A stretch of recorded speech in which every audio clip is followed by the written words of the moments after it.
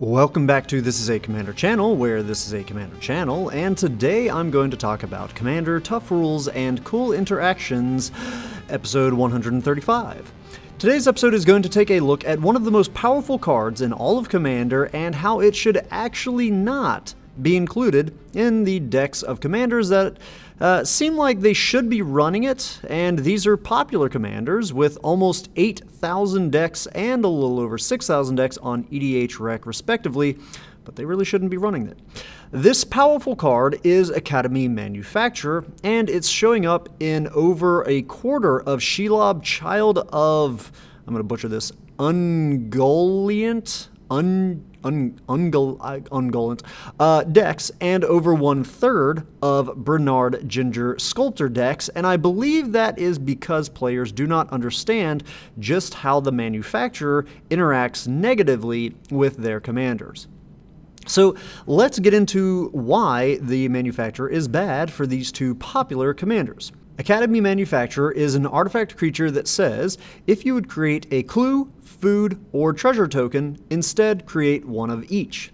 This is a crazy powerful ability that in decks that make any of these three token types, it usually triples the power of your deck. In a Tivit, Seller of Secrets deck, it says that you get to make 15 artifact tokens each time it triggers.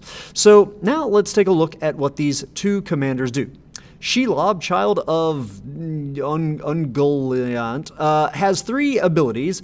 We don't actually really care about those first three for this episode, but she also does have the triggered ability that says, whenever another creature dealt damage this turn by a spider you control dies, create a token that's a copy of that creature, except it's a food artifact with 2 tap, sacrifice this artifact, you gain 3 life, and it loses all other card types. And then Bernard, Ginger Sculptor, has a triggered ability that says, whenever another non-token creature you control dies, you may exile it. If you do, create a token that's a copy of that creature, except it's a 1/1 food golem artifact creature in addition to its other types, and it has 2 tap, sacrifice this artifact, you gain 3 life.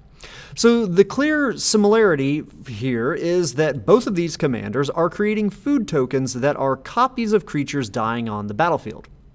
So why wouldn't we want to use the Academy Manufacturer in these decks? It seems like the question should instead be, why is the inclusion percentage so low for the manufacturer on these two commanders?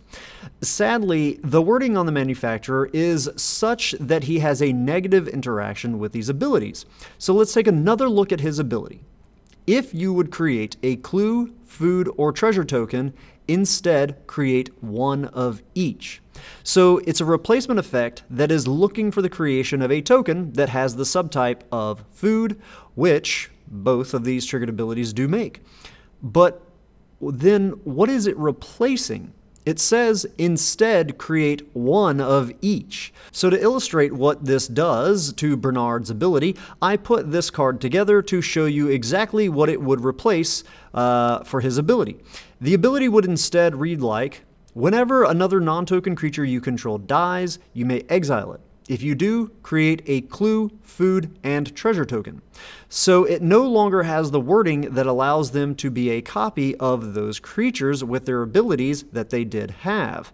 When you sacrifice your Sakura Tribe Elder to get a basic land into play, your Bernard and Manufacturer would end up making not a food version of Sakura Tribe Elder as well as a clue and a treasure.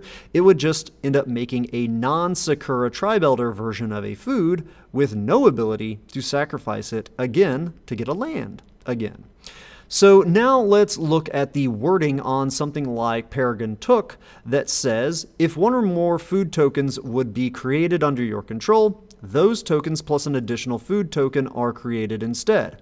And the difference here is that his replacement effect says, those tokens plus an additional food token are created.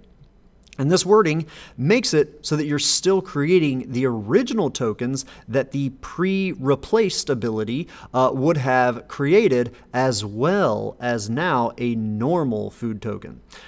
WotC, Wizards of the Coast, they're sure to make more of these kinds of replacement effects down the line, and also commanders that end up making different token versions of creatures. So make sure that these new cards that are coming out in the future, whenever they do, are worded in such a way that they do not mess up what your commander is wanting to do.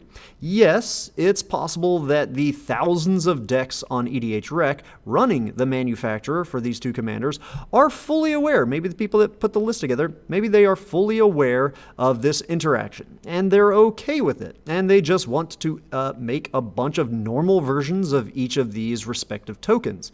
But I doubt that that is actually the case for most of these, especially with Bernard, as you can tell from the rest of the included cards that there are a bunch of creatures like Steve here that want to be sacrificed a second time, or creatures with ETB and LTB triggers that you're wanting to double up on with that manufacturer. It'll just negate all of that value that you'd be getting. So if you guys have these decks with these two commanders, or if people in your pod, or if you ever just end up playing against somebody that happens to have this, and you see them playing the Academy manufacturer, just let them know. Hey, you probably don't want that. It actually does this, and it just gives you normal tokens, not ones with those abilities. Anyhow, that's all I've got for today's episode. As always, I hope that all of you have found this video to be entertaining at least, and I hope that a few of you have even learned something about the crazy rules in this great game of